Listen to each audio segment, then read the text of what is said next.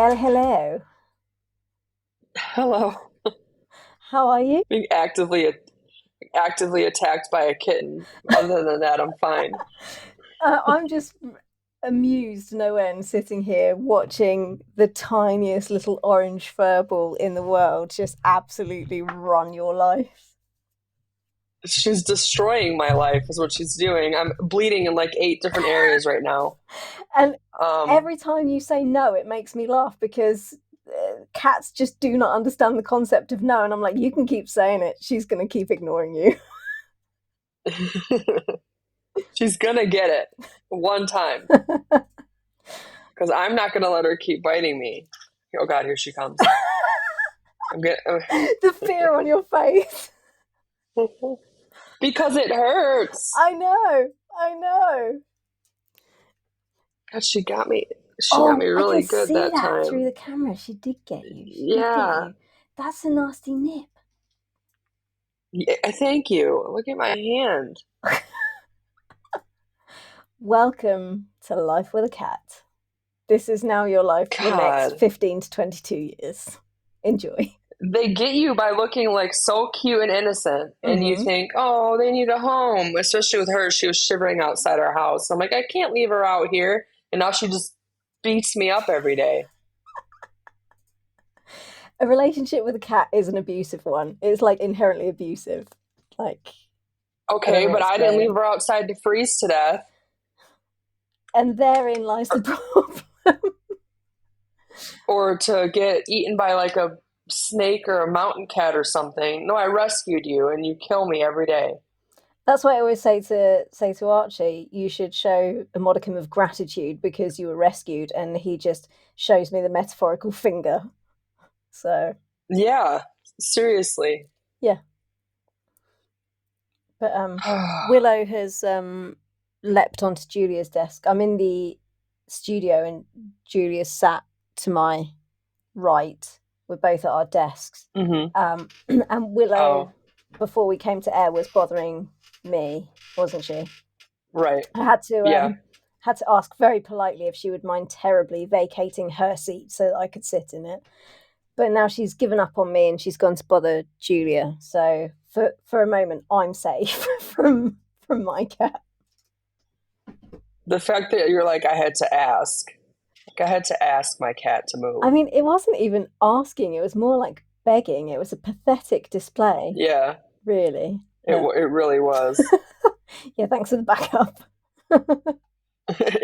It was though. You were like sliding into the chair trying to I get know. your Oh, cat to she move. wants to leave now. Hold on. You want to go out, baby? There you go, my baby. Love you.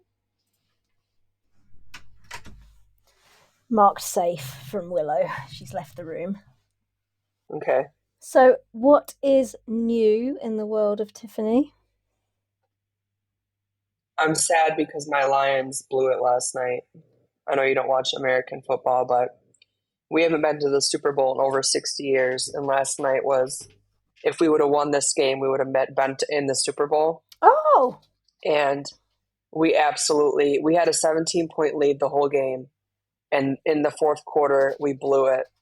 And the thing that is so hard is we had two attempts at a field goal, which a field goal, I don't know if you yeah, know, is yeah. three I points. used to actually watch American football years and years ago. Okay, so we had two attempts at a field goal, and our coach decided to go for it and try to get the conversion, which we didn't get it, and we lost the game by 3 points. So if we would have gotten one of Oh, those field goals, yeah. oh God, here she comes. She came up behind me, and so it's hard to think it like the what if, right? Like Yep. what if we would have went for one of those field goals and gotten it, and had a tied game and had the chance to get a touchdown, Were and it's just so hard. were they by any chance playing the 49ers? Yes. Oh, now it all makes sense.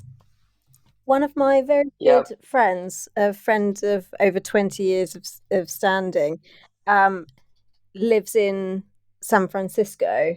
She's not from San Francisco. She's originally from Colorado, hmm but she lives in San Francisco. And she put on her Facebook status last night 49ers and a load of exclamation marks. And I thought, That's random. Now it feels less random. Nope. That's what happened is they took a 17-point lead within like 3 minutes, and because they recovered a fumble, and then we had interception and got the ball and got a touchdown from both, and within 3 minutes they had the first lead of the game, and after that it was over. Oh, mate. Well, I'm sorry that that happened.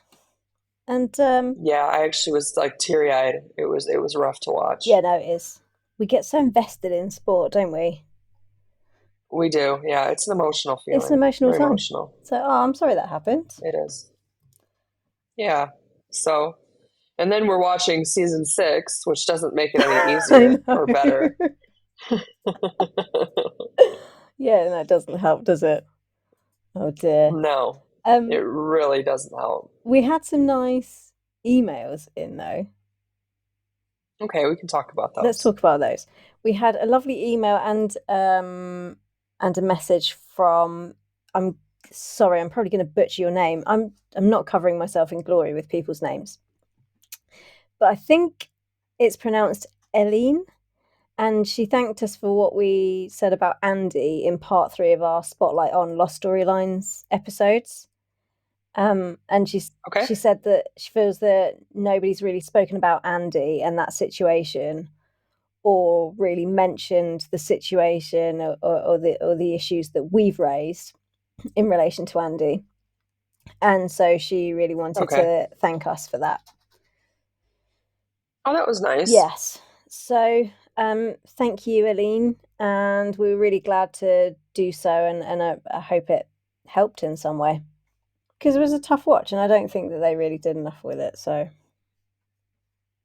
No, I agree. And it's just nice to know that somebody's listening to what we're saying and can relate or appreciate or any feeling behind what we're saying.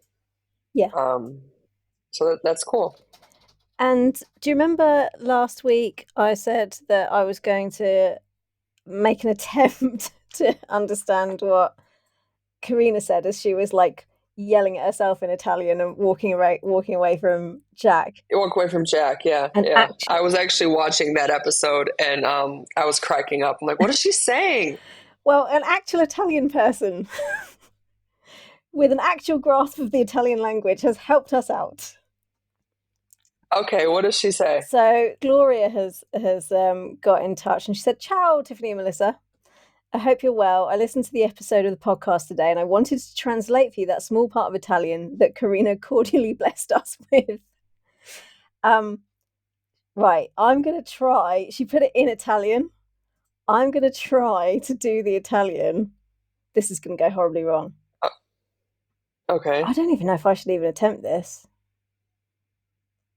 No, I'm not even going to try it. I'm not. I would have, if I'd have practiced it, I would have done. But there's a couple of words in here that I do not know. And so I'm not going to embarrass myself. Anyway, she's put the Italian in for us. And then she said it means something like, no, because you always do this. You can't even argue in America.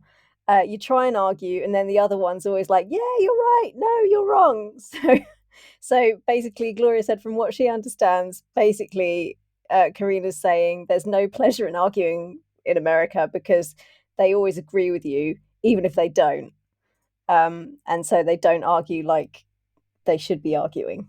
So, Okay, got it. yes. Okay. So she said, That's yeah. yeah. So she said, thanks for reviewing the 6th season. It's sad, but at least we can enjoy these little spampy gems. Yeah, for sure. Agreed. So, ciao, Gloria. Ciao, Gloria. I love Gloria. She's so Grazie fun. mille. I got the chance to meet her at the con in Italy, and she's great. She's an amazing person. From So the few interactions that I've had with her, she has cracked me up. yeah, I love her. She's so funny. She's bubbly. She's a great person. There you go, Gloria. You're a great person. Yep, she is. And thanks for that. Any Italian translations that you want to throw our way, they will all be gratefully received. Yeah, and we'll give you credit because we have no idea what she's saying. No, I was essentially just making shit up. Yeah, you're like, I think she's saying this. Let's just assume that it means this. No, I like understand one word in 20 and then just assume, just kind of, Yeah, you like make up a dialogue around yeah, that one word. I think that Yeah, I like seems that fair enough. works. Yeah. Um, shall we, is there anything else that you wanted to say, or shall we move on to the episode? Let's um let's get into dancing with our hands tied. What, you and me? Because I've got to tell you that I'm pretty clumsy. I don't think that's going to work for me. I wish my shirt said Captain Herrera, but they only had ones that said Lieutenant Herrera. That really bothers me. You're so random. I know, sorry. It's It's quite because all I right. was looking at my shirt in the camera. And she's not, she's the captain. I had my Marina shirt on all the live long day, literally until not 5 minutes before you sent me a message and said, "Do you want to record now?" And I'd just taken it off, and now I can't put it back on because my forearm is really greasy, and I don't want to ruin my Uh shirt. yeah, yeah, understandable. Okay. I feel like I should explain to people that it's not greasy because I don't wash. I've just got a really massive tattoo done. It's greasy because I've smothered it in Butterluck's balm. I just realised that out of context, that sounds really bad. I can't put clothes on because I'm too greasy. Yeah, no, yeah, and I can see your arm, and Yeah, they can't see and it. the Yeah, big black smudge that's on it. Okay, yeah. dancing with our hands tied. 6:03. Original air date was the 20th of October 2022. This one was written by Daniel Arkin, and it was a name that I didn't recognise. So when I clicked on his IMDb profile, I realised that the reason I didn't recognise his name is because this is literally the only episode of Station 19 that he's written. Okay. And to be honest, it wasn't that big of a banger to me. Well, Um, I thought that I was kind of amazed that it was his only writing credit, because I'll agree with you that I didn't think it was like a banger of an episode, but I thought that certainly with a lot of the characters, he got their voices down brilliantly. yeah, that's true. Um, which, for someone that this is their first time doing this, he's not been in the writers' room. The likes of Emily Culver and Leah Gonzalez, they've been around the show Hmm. for such a long time that they've Yeah. kind of, I think it's probably easy to get a sense of the rhythm and how they speak and the sort of phraseology that a lot of them use. And so I think it's probably easy to fall into their voices because they're so familiar with them. But I was amazed that Hmm. Hmm. this episode, with some of the interpersonal one-on-one interactions that happened, I was amazed that he hadn't that didn't come from someone who was around the show more. So I agree, it wasn't a banger of an episode, but I thought that there were certain things that he did really, really well. I mean, there were moments in the episode I really enjoyed, Yes, but overall of an episode, it wasn't one where I was like, "Oh my God, that was an amazing episode." samesies. Um, yeah. But yeah, Daniel Arkin. He's done other stuff. He's written for Suits and Chicago PD and 90210 and loads of other stuff. But that's his only run out on this show. Directed by Tamika Miller, this was her second episode of 3 so far. The first one was 512 In My Tree, which is the one where the skydiver lands in a tree and gets impaled and the clinic opens. Mm-hmm. That episode. And the third is later on this season. You and I already recapped it when we first started the podcast. It was 609 Come As You Are, which is the one where we meet home wrecking Pam. Uncle Vinny comes to the clinic, Okay. and it has one of the Yep. greatest scenes of all time, which is when Karina goes home to get shampoo. Shampoo, inverted commas. Yeah. So that girl knows what she's doing behind the camera. I wonder if I often wonder, and I'm embarrassed how much I think about this. If we were to record the end of season 6 now, if how different it would be. If you and I Like redid what the our emotions. poddy, Yeah, like if we like almost like right now in Fire Nerds, we're doing a rewatch, right? And so rewatches are always interesting because you look at it in a different way, you take different things in, you notice different things, and you've kind of seen the story already, so you feel different Yeah. things. And so I often wonder, I'm like, I wonder with Melissa and I how different it would be for the end of season 6 if we re-recorded it. I think about that quite a bit. Yeah, it's a really good question. I don't think I can bring myself to do it. But as an intellectual exercise, yeah, I wonder how that would be. Yeah, I mean, I've watched the interesting. season finale an embarrassing amount of times. Look, 3 times a day, every day since it's aired is not that bad. Oh, okay, thank You're you. fine. Absolutely. 4 times a It's day, me that would be alone pushing. excessive, but 3 is you're It's golden. me alone pushing the ratings for that one. Like that, if you look at the ratings on ABC, it's me alone pushing the ratings on that. Just thinking about directing. Sorry, it's just popped into my head. Um, how exciting is it to see Stefania's name pop up as a director this year? Very exciting. I heard she's actually directing right now. Yes, that this is her week that she Yeah, started. Yes. yeah, yeah. Then that's very proud of our girl. Go Stefania. She deserves it. I'm happy that she was able to get in before the season ended Yeah. or the so If her short is anything to go yeah, by, then it's going to be a go girl. corker. I mean, we can't expect anything less, right? I mean, it's Stefania. Yeah. So Just like with Danielle, we knew it was going to be beautifully done, and it was. So, the perfectionist that is Danielle Savory. yes. Yes. But yeah, no, her short was nothing short of Mm, incredible. So I'm sure that yes. I'm sure that with the team behind her and all the resources that she's got at her disposal, this is going to be an absolute banger Mm, of an episode. yes, I agree. Her short. If you haven't seen it, guys, we're talking about what is it? Zeta Sempre. Yep, Zita Sempre, yeah. And it was about her mother and the life that she had, looking back at the life with her mother, and it was just beautifully done. It was only 10 minutes, but it took you down a road, and you're crying a couple minutes in. Oh yeah, it was a real tearjerker. Partly written by Megan Plunkett, who is obviously part of the Station 19 Yeah, family too. So yeah, yeah. It was awesome, yeah, if you get and she's gotten acclaimed oh, for it, yeah, rightfully so. it's going to claim for it. Yeah. So if you get the Yeah, opportunity, give it a watch. yes, for sure. Right. Shall we get back to the matter in hand? Let's do it. Okay. I started with Jack. Are you happy to start with Jack? Who wouldn't be happy to start with our Jackie boy? Oh, Jackie boy.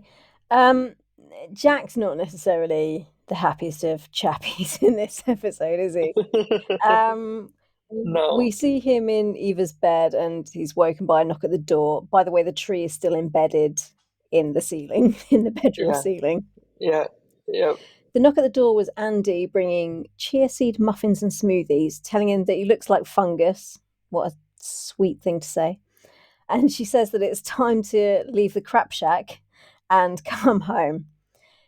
Eva takes exception to both Andy referring to home as a crap shack and the muffins, which she says taste like basement. I feel like that's a really specific description, and I'd really like to know what her frame of reference is because personally, I've never licked a basement. Yeah, no, I agree. I much preferred Beckett's reaction to the That muffins. they tasted of sadness. Yeah, I actually laughed out loud when he said that, when he was like, and your muffins taste like Yes, sadness. I was yeah, like, oh my God. that I understand. The basement Yeah. letter. Um, Andy is angry at Jack for not returning her calls, but he says he's been too busy preparing to repair the hole in the ceiling to call back, not repairing it, Mhm. just the mental preparation, I guess, that it takes to It must take a it lot. must take a lot. Um, and she says that's fine, but when you've finished, maybe you should come back to work. But Eva says that firefighting ends lives and asks Andy if she wants to end Jack's. Andy says she's not leaving until he goes and gets dressed and comes with her, calling it tough love. But Jack digs in, he can't be moved, and so Andy eventually leaves in a strop, taking her cardboard muffins with her. She then goes and finds Beckett, who is in the gym, and asks him for help getting Jack back to 19, saying that he's family. Beckett refers to Jack as pretty boy. I mean, clearly he hasn't seen him that morning. Right. And says that he doesn't understand why Andy wants him back at 19 because the only reason she's there is because Jack left. But Andy says that she's got a plan that involves Beckett threatening Jack, saying that his 6-month leave is almost up. So if he doesn't start the process of coming back to work, Beckett's going to fire him. And she hopes that that's going to kind of light a rocket under Jack's ass to get him back to work. But then she's shocked to hear Beckett tell her that Jack never actually requested any leave. He just upped and walked out. And Beckett says that he doesn't want a firefighter he can't count on, and sends Andy away with her muffins, which he then calls a choking hazard. Yeah. Andy, like a dog with a bone, then finds the king of flirty banter, Sullivan, in the locker room and tells him about her plans to help Jack. And Sullivan points out again that Jack hasn't asked for any help. And he says that she should also be pissed off with Jack because he lied to her for months. And Andy says that she is, and she'll hand him his ass right after she gets him his job back. And Sullivan tries again to get Andy to leave Jack to his own devices, saying that some people have to hit rock bottom before they ask for help. And he tells Andy that she should give Jack the dignity of his own experience. And then they're interrupted with a ping on his phone from a potential date on his app, who goes by the name of Milkmaid47. Oh, Milkmaid 47. And I think I'll just leave that there. Yeah, we'll leave that alone. Yeah. We then see Jack trying to fix the roof with his broken wrist, whilst Eva watches on, eating cereal, popping his pills, and then giving him abuse about Rigo. So then he heads out to the hardware store to get some supplies. And at the hardware store, a customer manages to drop some copper piping on himself. And Jack Hmm. instinctively jumps into action, checks the guy over, and he's asked if he's a doctor. And it's at that point that he says he's not anything anymore. And then when a doctor is brought over, Jack just ups and leaves. And as an aside, whilst he's there, we see Jack get a text coming from Marsha asking why he isn't texting her back. Yep. So it's obviously not just Andy that he's checked out from. Yeah. Then back at the old crap shack, Jack asks Eva if she can give him a hand to fix the roof. And she continues to give him abuse emotionally, comparing him unfavorably to Rigo, with her parting gambit being that this is why she doesn't believe in God anymore, because he always takes the wrong ones. And Yeah, she's so emotionally abusive to him. yeah, It's really ridiculous. horrendous to him. And then Jack finally loses it and throws the hand drill through the window. Back at 19, Andy has called a meeting in the beanery asking if they're ready to be a family again, to which they all reply that they are, yelling 19, putting their hands in for a group huddle, except for Maya, who doesn't join in and slopes back to the gym. More on that later. But then the rest of 19 then turn up at Eva's house with supplies and start fixing all the storm damage, whilst Jack paces around in the bedroom drinking a beer. Is that Jack in a nutshell, this episode? Yeah, I loved that scene though. I loved seeing them come to help him, and I loved the little wave between the little exchange between Andy and Jack in the window. And his Um, very reluctant smile when she gives him that wave. yeah, and the look on Andy's face. I just really liked that scene. That scene. I thought it was short, but I appreciated it. I liked it. I did at the time. I don't like it now because it makes me sad that everyone turned up and had obviously gone to the hardware store and bought supplies, and they've all brought like power tools round and they're all there helping Jack out. And then later on, when Maya's been in a mental institution, well, in a hospital, in the psych ward of the hospital anyway, precisely 0 people turn up to help Maya. I know. I know. I knew where you were going with that. So yeah. Um, did Beckett have a point that Well, Andy comes to the hospital oh, though on at that the one end, occasion sits by a bed? and yeah, yeah, but she did. On that one occasion. Yeah. Whereas she's gone to Jack's crap shack and then she's gone to Beckett and asked for Do, help and do then you think she's it's because do you think it's because she knows Maya though? yeah, but she also knows Jack and she's got Sullivan saying, let the man have the dignity of his experience. Let him just go through this. Let him have this. And she's like, no, I must help Hmm. Jack. And then she's like, Maya, you know, Hmm. your wife said help. Times two. Bye. So now I just think she's a crappy friend. Okay. um, yes, Beckett. Did he have a point that Jack shouldn't just be like waved back in with open arms? Because he actually made the point, well, he's unreliable. He just literally upped and walked out of Hmm. here, disappeared for months, and now you just think we should just bring him back into the fold based on what? No, I think Beckett had a point. Yeah, I definitely see Andy and caring about him and helping him, but I think Beckett had a point that you there should be some kind of reprimand or discussion, not just bringing him in like, oh yeah, welcome back. Here's your locker. Here's your uniform. Like, yay, you're here. No, there should have been some kind of discussion about it for sure. yeah, Because I mean, all we see is Ross say to him when Maya's out, like, "Are you ready to put your turnouts back on?" And he's like, "Yeah." Like that's basically what it yeah. was, and that was it. The chief actually had a much more pragmatic approach in the season Hmm. opener when she said, Hmm. when she was talking to them about finding him under the tree, and she said, when he's Yeah. ready to like come back, we'll give him all the support he needs. Right. So that seemed kind of more pragmatic, like a more pragmatic approach. Like he's obviously not quite right somewhere along the line. He's going to need some help before he comes Hmm. back in. Whereas I feel like she's the chief's got the middle road, and he's just like, let's just get him back no matter what. Everything's forgiven. Draw a line, get him back. Hmm. Hmm. Beckett's like, no, he's unreliable. He just walked out on us, and I don't Right. need someone like that around here. But the chief seems to take more of like a middle ground at this point, anyway. Which I think she should. She needs to see it from all angles with her job, right? Yeah, absolutely. Um, what did you think about Sullivan's advice to give Jack the dignity of his own experience and just sort of let him come to the realization himself that he needs help? Um, I think it's. I think it was advice that, like, generalized advice, um, that you would give to a person about any person. But again, I think Andy knows Jack very well on a different level than Sullivan knows Jack. So Andy might know how much pushing Jack needs versus Sullivan not knowing that. So I think Sullivan's advice was very generalized. Doesn't work though, does it? We've still got quite a way to go with No, Jack. So despite all of her pushing and shoving, yeah, he's still doing his own thing.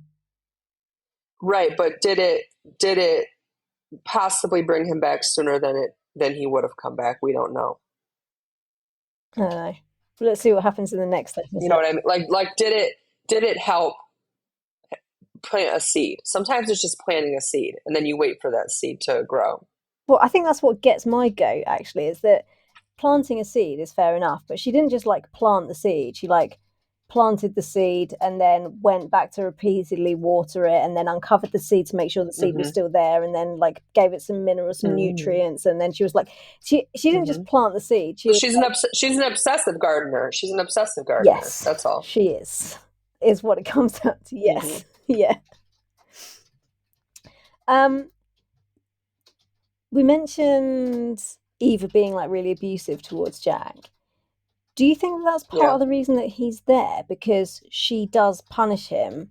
Do you remember when Rigo died and everyone kept telling him it wasn't his fault? And he was like, I'm pretty sure it is. But nobody was prepared to punish Jack for what happened to Rigo, but Eva does.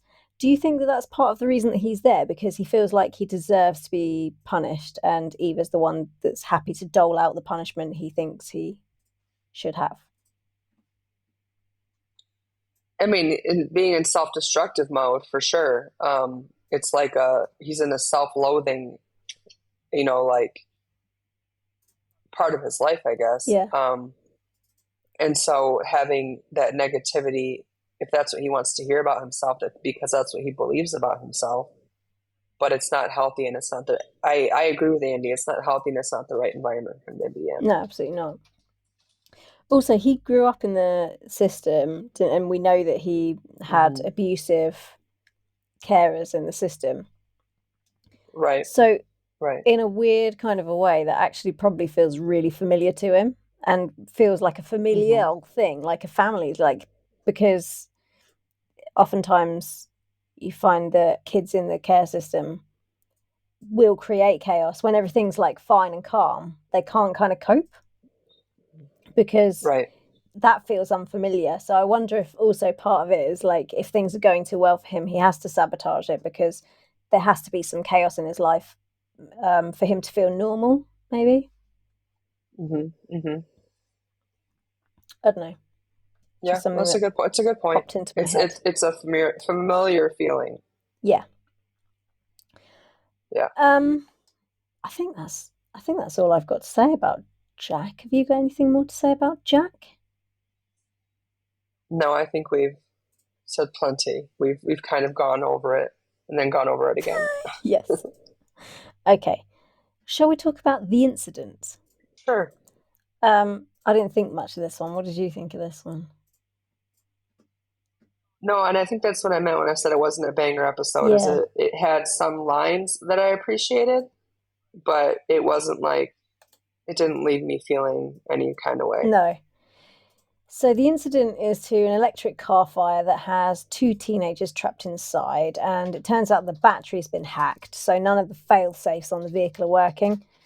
The inside of the vehicle is full of toxic smoke, and because the battery's shorted the manual override to open the doors, the only way that 19 can rescue the kids inside is to smash the windows, which freaks the boy out who's driving because he says it's his dad's car and his dad's going to kill him. Andy suddenly is an expert on car batteries and especially the hacked ones. No one Mm-hmm. else, no one else there has any idea No. Andy is the go-to expert on these car batteries. And she explains that any minute the battery is going to turn into a trick candle, light itself on fire, and then reignite at will. And then, as if by magic, it does. And again, the kid freaks out when they turn a hose on the car because we learn that his dad is a bit of a douche, really, and treats his kid particularly poorly. And then when he starts crying about what's to come, the girl he was trying to impress by taking his dad's car in the first place says that his dad sounds like a dick, that she's not impressed by cars, and that toxic masculinity is like so over. Um, So the kid decides to call his dad, who turns up bringing his own tow truck with him. And then Andy tells him that he can't load it up just yet because the battery's still hot. And the dad, very passively aggressively, touches the hood and tells Andy that it feels cool enough to him and then calls her sweetheart.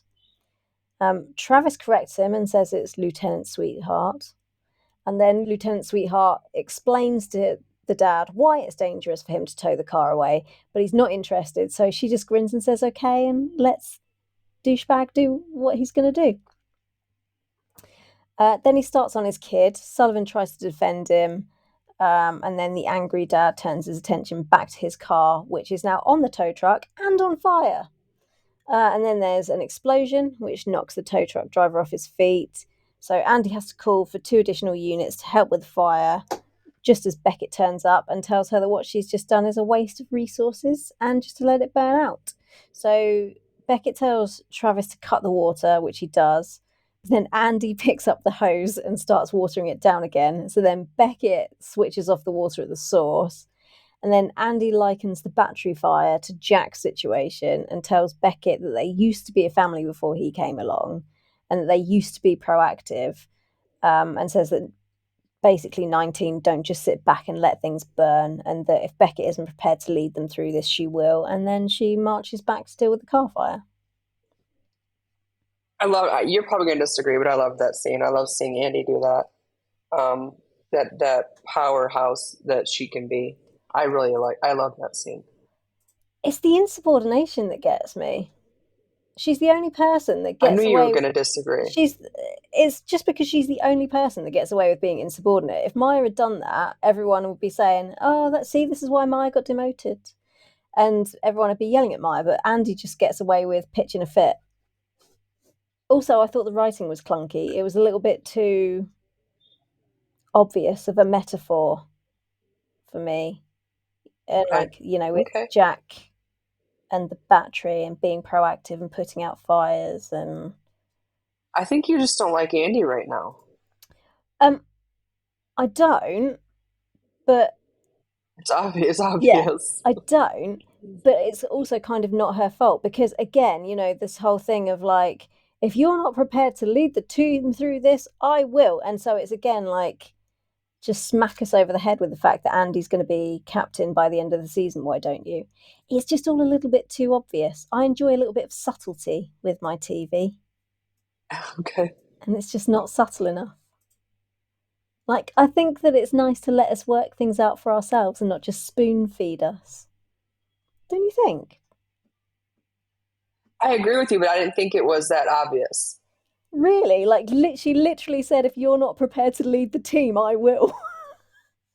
Yeah, but she can lead it and still not be captain. I mean, on that call when they did the mutiny, she wasn't captain. She made herself the captain of the call, but she wasn't. No, no, no. But what I mean is like that the writers are just like ramping it up, ramping it up, ramping it up. Like, and she, like last week with the swimming pool, Andy was the one that came up with the idea. This week with the car battery, Andy knows all about car batteries. Also, where was Beckett? Yeah, I know. Like he was sleeping off the hangover, so he missed the call. But you know what I mean? Like, it's just like, come on, Yeah. guys. Like, do we have to make it so obvious? Like, could there not just be like a tiny bit of subtlety in it? Like, I don't know. I just felt like I've been beat over the head with it, and that's no fun. Um, Okay. Also, there were other things that I thought were clunky. Why did the doors suddenly work after the windows were smashed? Did I miss something? But like the doors won't open because He of the he failsafe. pushed the there was a button that the kids remember they were telling them to push the button. Well, he He was couldn't saying they find the were putting button. on the handle, and the kid was saying, "Yeah, but it won't work." And didn't they say that the manual override had been shorted by the battery? I thought that they couldn't find the button, and then as soon as they smashed the window, it looked like they put their hand in and pushed the So they button. knew where the button was. Then the kids didn't know where the button was. Yeah, and the Okay, kids didn't know where it was. Yeah, that's how I took the scene okay, because you see them stick their hand in the car yeah, to like after they smash the to window, open the door. But yeah, I mean, but I thought they knew where the button was and they pushed it. That's how I took the scene. okay. Well, let's go with your thing and give them the benefit of the doubt then. Um, but I don't know. It just the whole thing was just like just messy. And then there was like the dad was just an idiot. Do you remember one of my issues with season 6 was that the victims were idiots? Like a lot of the victims were just Yes, idiots. we Like, didn't get a lot of good victims in this no, scene in and there this he goes season. again, like just being an idiot. If a firefighter tells you you can't do that, it's going to explode. What kind of you have to be a Hmm. special brand of idiot to just do it anyway. So Right. I just honestly, this was one of the worst incidents for me. Yeah, I agree. And just felt like the brief was make Andy look heroic. And then they just wrote everything Oh, around okay. that and not very well, rather than writing the incident as an incident and then finding a way to make Andy look heroic in the process. Do you know what I mean? As I'm sitting here in my Lieutenant Herrera shirt and you're just bashing Andy No, the no, whole no. I time. wasn't bashing Andy. I was bashing the writing. That was a writing bash because that's just what it seemed like. It was like, okay, so essentially we need to make Andy look like a hero. So now suddenly she's an expert on batteries and she's gonna I don't know, it was just very clunky for me. I told you I wasn't impressed with it. No. So Um, shall we move on from the incident? Do you have anything else you want to say about that one? no, your hostility scares me. um, I'm about to climb down from my tree. because Okay, Karina. good. Should we talk about Karina? Oh, that's enough to bring you down from your Yeah, tree. I'm coming down from the tree. This is my love is pure. Okay. It is. Um, Karina and Ben are doing Just like mine is pure for Merle. right. The difference being that yours actually isn't. Yeah, it is. Let's take a vote. If you're listening to this I'll put it in the podcast show episode, notes. Is Tiffany's love for Mel Dandridge from pure? Yes or no? I'll put a poll in the show notes. yeah, and you watch it. It's gonna be yes. I think you're going to get a little reality check, buddy. You think it's gonna be like like no's like I here think and the you yes is I like think you here. might get a charity yes. And then everyone Which will be else, like done by me. yeah, and everyone else is going to be like Okay, let's see. Let's see what happens. anyway, my love for Karina is pure as it was when she was doing the clinic inventory with Ben. See how I got us back on track there. Hmm. They're having a mighty fine time until the fun sponge Maya comes running in, rummaging through all the boxes looking for ibuprofen. Karina tells Maya that she's mixing up all the boxes that they've counted, and Ben asks Maya what happened to the supply of ibuprofen they keep downstairs. And Maya tells him that they're all out, but I think a more accurate reading of that situation is that Maya's already taken them all. Yep. um, Yep. So she finds the ibuprofen. She takes more than the prescribed dose, and Ben tells her to be careful with them. And Karina passively aggressively says that she's already told Maya that, but that she doesn't necessarily do what's best for her. And then Maya thanks them for the tag team and leaves. And Ben asks Karina if she wants to talk, telling her that he got frostbite just standing there, but she doesn't want to talk and just says a couple of times that marriage is hard. Then the call to the car fire comes in, and everyone leaves bar Vic, who is on desk duty.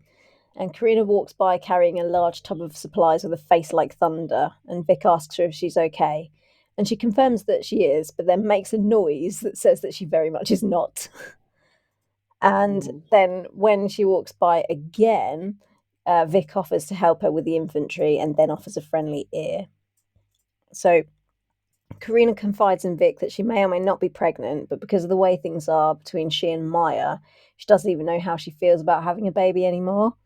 And Vic suggests taking a pregnancy test, which Karina isn't comfortable with in case it shows a positive and Maya isn't there for the moment.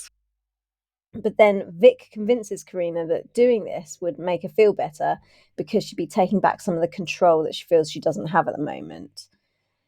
Then, while they're waiting for the test to, I don't know, mature, I don't know what you call it when you're waiting for one of these things to Hmm. be ready, Vic asks Karina if it's weird that they're doing a pregnancy test together when 7 months prior Karina gave Vic an abortion. And then Vic says, "Is this our thing now?" And then they sort of chat a bit more, and Karina tells Vic that she thinks that Maya's got mental health issues, and that whilst she's good at dealing with people with mental health issues, it means that she doesn't matter in the situation, and that's basically been the story of her life. And Vic says that having mental health issues doesn't make you inherently selfish, but Maya is being selfish if she refuses to do anything about it. And Karina says that that is the way it is at the moment, but that she's so in love with Maya and is so desperate to have her back the way she was that she's prepared to wait. And then the alarm goes off to say that the test is ready. And Vic grabs up the test and asks Karina not to overthink it and just say what she wants, it, sort of right off the top of her head. And Karina says she wants the test to be positive, but then she bursts into tears saying that she wants to be a mum, but she wants to do it with Maya being beside her and engaged in the process. She doesn't want to do it alone. Then Vic just says, "Cool," and throws the test in the bin, saying that it was probably too early to tell anyway, but now at least Karina knows what she wants, and that's to have Maya standing next to her when she finds out that she's going to be a mother. And so she thinks Karina should leave the test in the trash and to fight for what she wants. And Karina then decides that what just happened is their thing. Yeah, I like that. So, thoughts, feelings, etc. I mean, I liked that scene. I like that we got to hear from Karina, what her thoughts were, how she was feeling about what was happening, in kind of a raw way. Yes. She just kind of spoke from her heart and her mind, and it was nice to hear that. Yeah. Um, I know you have feelings about Vic in this scene because of other things that she says after this scene, but I did like Vic in this scene, and I liked Karina's reaction when Vic was like, "This is our thing," and, Yes. and Karina would through her tears was like, "Yeah, this is our thing." Yes. I just really like that was like a heartwarming moment. Yes. And so I liked this scene. I liked how it was done, how it was written, and I think Vic and Karina pulled it off very well. How about you? I also loved this, and I thought this was awesome writing. I think this was one of the best written parts of the whole episode.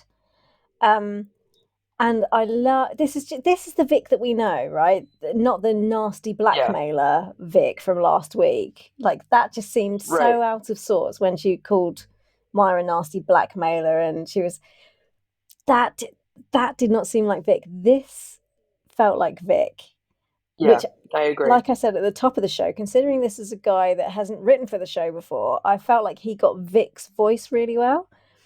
Um, Hmm. and I loved how it was crafted from like beginning to end, because I started out really mad at Vic for pushing Karina to do the test behind Maya's back. And especially since Karina was like, Hmm. oh no, because what if it's positive?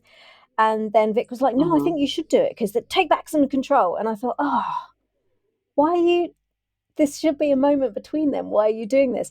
But then to pull Yeah, victory from the jaws of defeat when she like snatched up the test and threw it in the bin and then told her to fight what she yeah. wants, which is Maya healthy and by her side. It's like, there we go. That's the Vic that we know. And so I just thought it was so well Hmm. crafted that she had Karina fooled and she had us fooled about Right. how she was playing that thing out. How it was going to be handled. Yeah. Yeah. And I just thought the flow of it all was really lovely. And I thought that this chap wrote to both Barrett and Stefania's strengths. It felt like a quintessential Vic and Karina scene. Yes, I And I agree. love It was their very, very well, very well written to their relationship, their yeah, friendship. and I love their sort of burgeoning friendship. It's really beautiful. Yeah, I do too. Yeah. It is. I don't have like much more to say about that. I just thought it was perfection, really. Yeah, no, there's not much to say about it, other than that it was just beautifully done and they executed it very well. Yep. Shall we move on to what I've got as the final block, which is Maya and the Dixons? Maya and the Dixons. God, there's not much to say about that, but yeah, that's fine. So we actually open the episode with Maya beating herself up in the gym, and then we find out that she and Ben are on Crisis One duty, and they're called to a domestic. And on the way, Ben says to Maya that whatever's waiting for them has to be better than Beckett, and tells her that if his bullying gets too much, she can come to them. And then he makes Maya feel guilty by saying that she shouldn't be punished for looking out for Andy and that they're on her side. And Maya snaps back that maybe they shouldn't be. And then when Ben asks her what that's supposed to mean, Maya deflects, saying, nothing, I'm just overworked. And then Ben says that it causes a lot of stress between he and Miranda when they're both overworked, but Maya cuts him off immediately, saying that their marriage is fine. And then when they arrive on the scene, they're told that this is Kitty and Michael Dixon's place. And as we've come to expect, after some persistent knocking, Kitty opens the door with a good sized glass of wine in her hand, not knowing whether it's morning or afternoon. Um, Ben and Maya ask if they can come in, and Kitty asks what sort of a hostess she would be if she didn't let them in, and then asks them if she can get them anything, like a glass of Chardonnay. because that's appropriate. Uh, Right. they tell her that they're there because a neighbour reported yelling and glass breaking and ask if the chief is home. And Kitty says she doesn't know what the neighbours are talking about, and then sarcastically says she loves the reverence they give her husband, and then lists his various titles, pouring herself another large glass of wine. And Ben's about to wrap things up and leave, but then Maya notices that the window has been put out. So Maya surmises that Dixon must be abusive, but Ben says that they should remain neutral in the situation. This isn't her family situation. But then when Maya goes to speak to Kitty about what happens, Kitty characterizes it as a quarrel only and says she's sure that Maya and her husband have their own spats. And Ben chimes in to basically say that his neighbours have never had to call in an incident in the decade plus that he's been married. And Maya tells Kitty that she doesn't deserve the abuse and likens Kitty's situation to her own mother's situation. But then Kitty fesses up that she was the one that broke the window because Dixon is, in her words, a pathetic little man. And then she shows them the cut on her hand to prove that she was the one that did it. But Maya just can't let go of the notion that Kitty's the innocent in all of this, and says that there are many ways to be trapped in a marriage, such as emotionally or financially. And this is where we get some insight into the Dixons' marriage, because Kitty says that all of the money is hers. She's not financially trapped, it's her money. Um, and Mm-hmm. that he was just supposed to be a rebellious fling, but now she's stuck with him, and her inheritance is funding his political campaign because he couldn't raise a dime, which is Mm-hmm. interesting. But Maya continues to insist that Dixon is the abuser, but Kitty tells her that she's nobody's victim. And then the man of the house comes home. So Ben tells Dixon that men can be the victims of abuse too and offers to help, but Dixon says that what goes on in the house is his business, and Kitty sarcastically calls him the big man. At which point, Dixon tells her to shut up because she's drunk, which then triggers Maya to defend Kitty again. And Dixon tells Maya to take her daddy issues elsewhere. How prophetic. Um, and then Kitty proceeds to completely demean Dixon. And Dixon tells her that it's no wonder that Emmett left because she's insufferable. And then she picks up a vase and smashes it right in front of him on the floor, followed by a lamp. And then they both have a smashing time until she picks up a vase and launches it directly at Dixon's head. Which, to be fair, we've all wanted to do at some point. Um, Yeah, but wanting and doing are two different yes, things. exactly. So Maya and Ben patch the respective Dixons up and tell them that their behaviour is simply not normal. And then Ben says that what happened in his and Miranda's house that morning is normal when she accidentally hit him with a bedsheet that was destined for the wash hamper. And then Miranda immediately issued an apology, which was accepted. Like, that's normal. But the Dixons, rather than thinking that's normal, think that it sounds painfully dull. Yeah. um, and then Kitty apologizes to Dixon, and Ben asks Dixon if he feels safe at home in a way that says that he knows what the answer is going to be already. And then Dixon calls the Crisis One call a charade and tells Ben that his intention is to get Crisis One shut down. Maya, God bless her, checks again before they leave if Kitty is definitely okay, saying that emotional abuse is still abuse. But Dixon maintains that he doesn't abuse women, and then he and Kitty have like a lovey-dovey exchange whilst Maya and Ben look on in disgust. And then Dixon says that his attorney will be in touch about an NDA because apparently HIPAA isn't good enough for him. And on the way back from the call, Ben tries to talk to Maya again and says that she appeared to be working out her own sort of marital issues with the Dixons and imposing her own feelings on Kitty. But Maya insists again that she's not having marital issues, and then says, well, maybe I am, but I'm dealing with things in my own way, which Ben reminds her is exactly what Dixon just said. Then back at 19, when everyone's back from their respective calls and in the locker room, Travis pulls up a video on his phone of Dixon giving a campaign speech and calls him emotionless. But Maya says he wasn't emotionless when she saw him. And despite Ben's protestations, she tells Travis and Vic that their crisis one call was at the Dixon residence, and so that's where Travis should look for dirt for his campaign. And then Maya heads back to the gym where she started her day. She's called into the beanery for Andy's rousing "Are we a family?" speech, but she doesn't join in, and then slopes back to the gym where we see her grimace in pain and bandage up a very badly bruised toenail before going back to punishing a punchback. So, Yeah. So I hate to say it, but I don't really have anything to say about the incident. It was kind of boring to me. It was to me it was a filler scene, honestly. There was no spectacular moment of writing to me. Um, I think it was done to show how deep Maya's mental issues are. Like that's how I took it. yeah. Um, and I got more from the scene back at the station when she revealed to Travis when she broke HIPAA. Um, so to me, this was all about showing how Maya's mental health, how much it's plummeted. I didn't take much from the Dixons because they're just who they are. Um, I focused and really honed in on Maya. I don't know about you. Yeah, same. But I think I enjoyed it more than you did.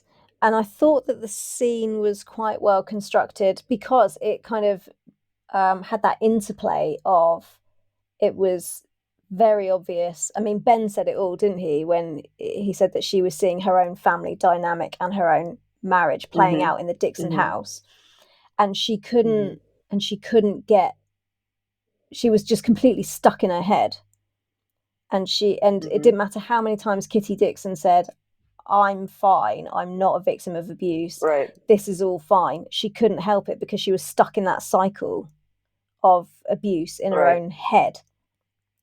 And I thought it was actually quite cleverly constructed that the way that Ben was just like, "Oh my God, this is an absolute shit show." And he could see it for what it was and see them for who they were. And he was getting like a little bit frustrated with them. But I think that he could also sort of see a little bit of the humor in things. And that all of the Mm-hmm. Dixon stuff was written really humorously. I actually Mm-hmm. found it um, it would have been disturbing if it hadn't been so funny. I think that's what I'm trying to say. Um, Yeah, I agree. so that was all just really just really funny.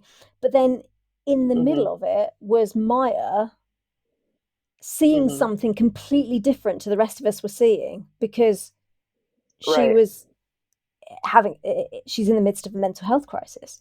So she's seeing something Mm-hmm. entirely different to what we're seeing, and yet it didn't feel jarring. It felt it, Mm-hmm. which I think was masterful in the writing. Yeah, was very well written. I think the directing and then the performances actually I think was the masterful part, because I think that had it been dealt with by lesser actors, it wouldn't have worked. But I think that's why it worked so well, is because they were absolutely ridiculous and it was all farcical. But to Maya, it was a really serious situation Mm-hmm. that she had to get Kitty out of, because she didn't get her mother out of it and she didn't get herself out of it. So she needs to get Kitty out of it, despite Kitty saying, "I'm at least 50% of the problem here." Yeah. And I'm fine. Yeah. Maya just was desperate. So I actually,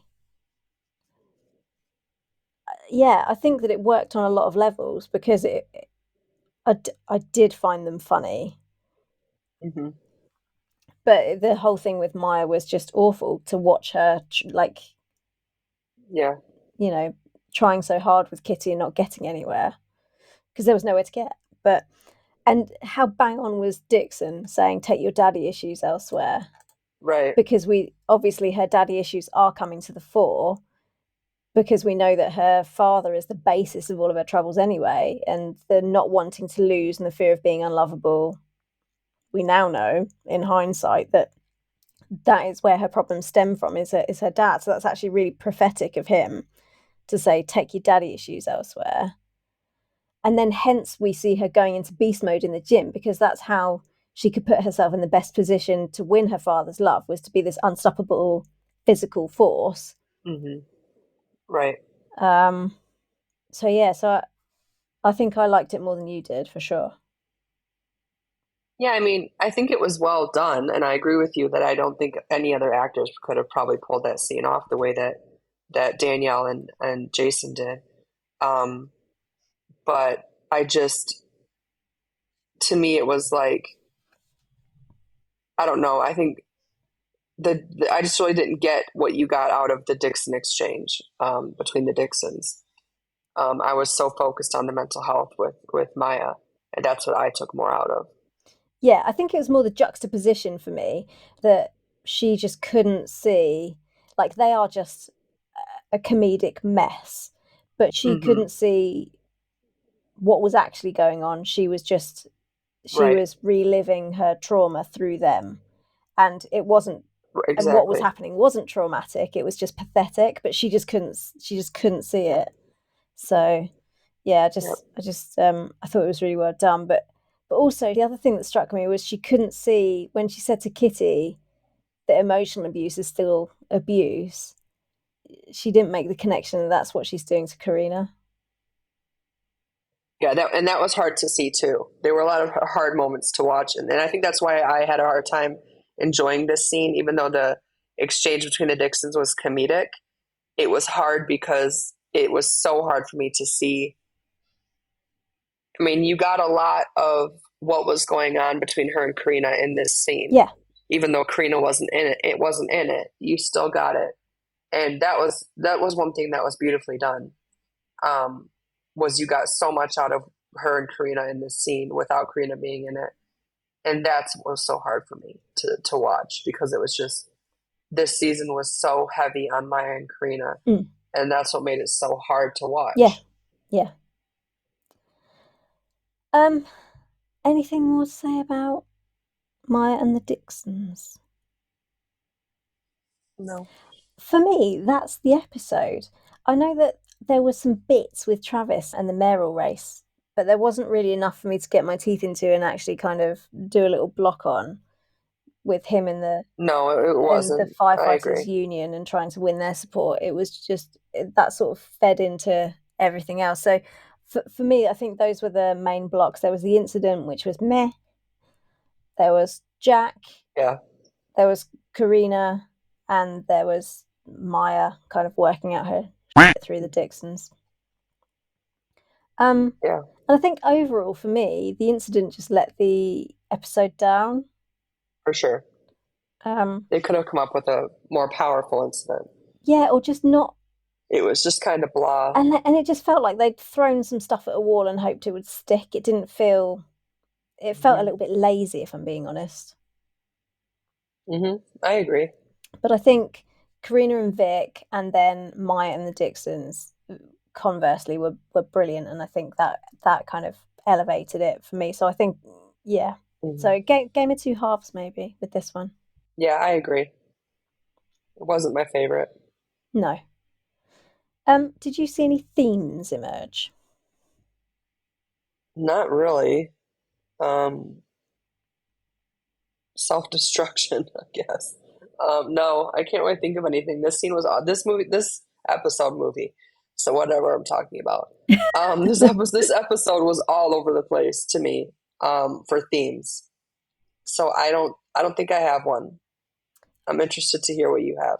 The only thing that was, and I wouldn't necessarily call it a theme, it just seemed to be, maybe it is a theme, I don't know, but the thing that seemed to kind of affect everybody on a different level was emotional abuse. For me, it almost seemed like highlighting what emotional abuse looks like, and that, like Maya said, emotional abuse is still abuse, because everyone, I've felt like, is going through some sort of emotional issue. Maya's verging on being emotionally abusive towards Karina. I mean, I know that that's due to a mental health crisis, but still, that Mhm. doesn't change Mm. Karina's perspective of, and No. how it's going to make Karina feel. Eva is emotionally abusing Jack. The father at the scene is emotionally abusive towards his son, and then the Dixons are as bad as each other in their marriage as far as emotional abuse is concerned. They both give as good as they get from what we can see, with name calling and demeaning behavior Mm-hmm. and Mm-hmm. that. And I mean, theirs spill over into being physical, didn't it? But yeah, so that was the only thing that seemed sort of to consistently run through the episode was emotional abuse, I thought. That's no, I can see that for sure. And that makes it a powerful episode in some ways. Yeah. What are your takeaways? What are you looking forward to going into episode 4? I just want to see Maya get better. And I know that this season is known for making it be a very slow, excruciating process. Yeah. Um, and I know a lot of people liked that. They called it a slow burn. I was not a big fan of the slow burn.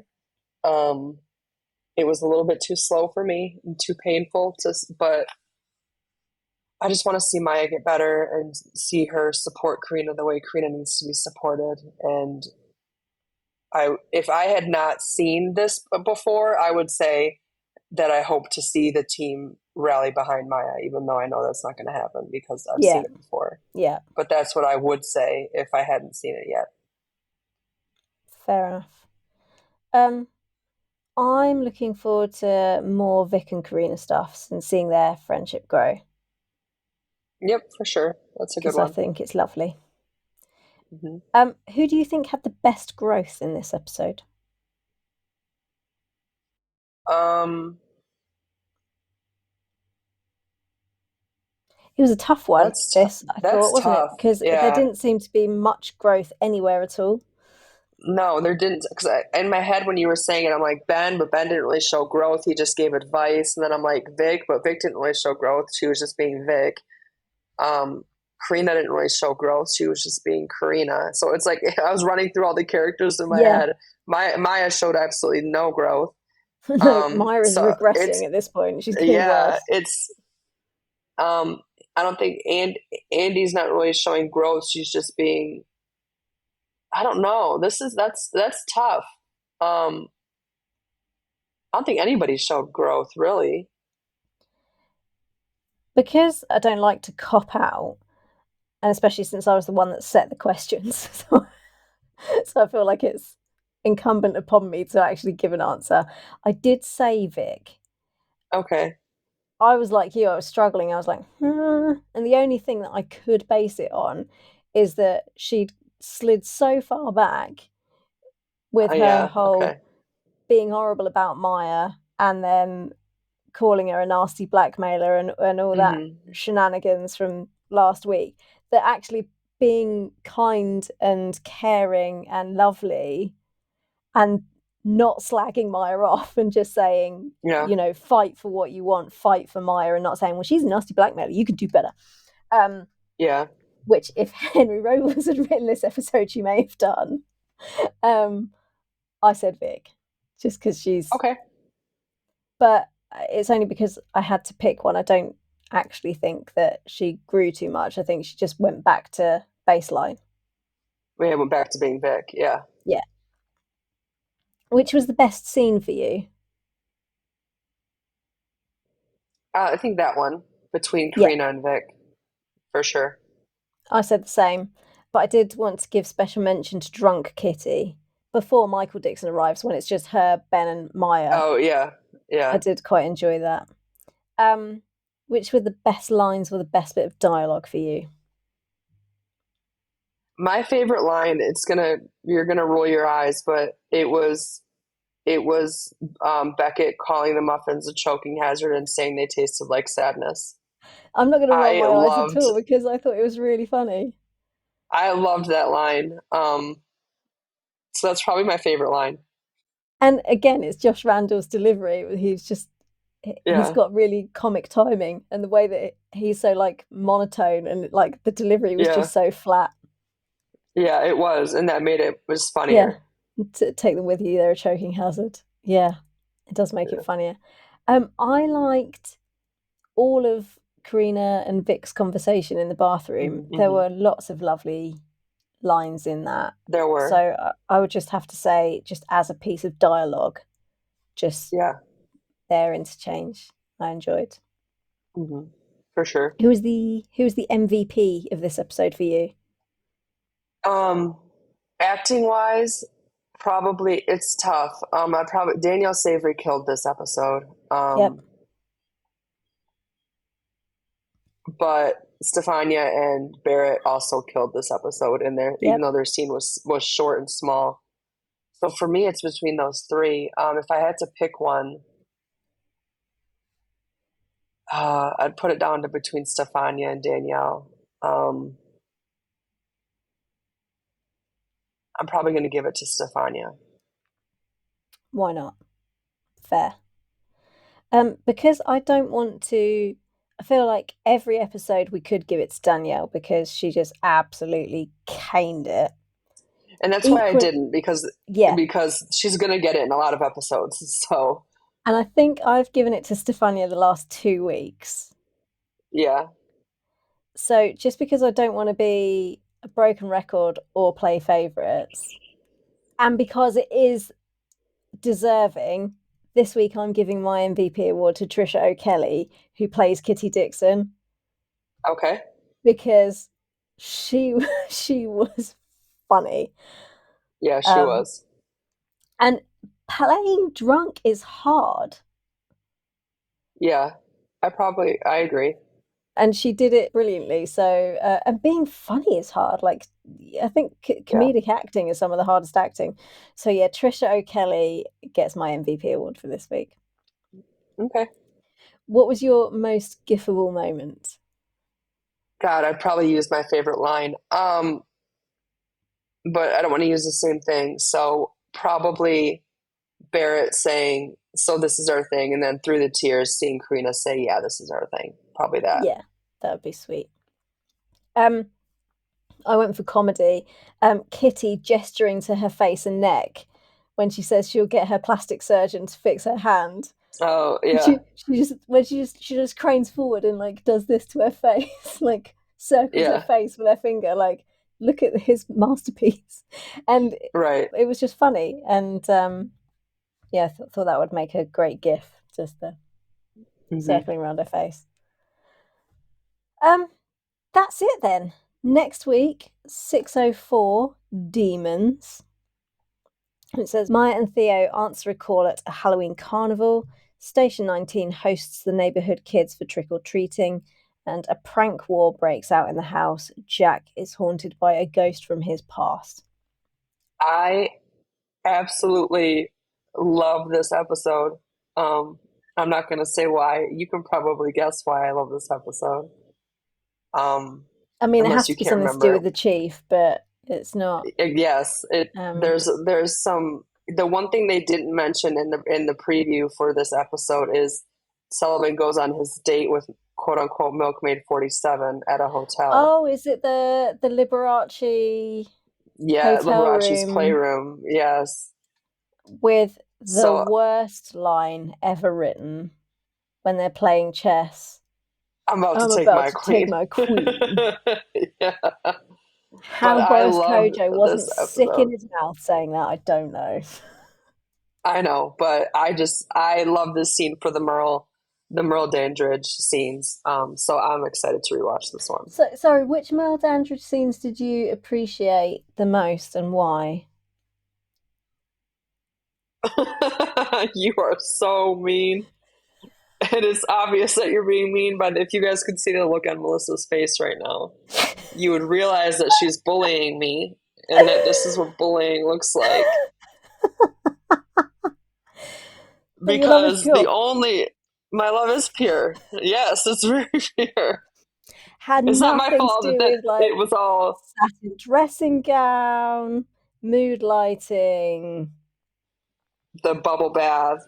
Exactly. And No. your face says to me that you know your love is not pure.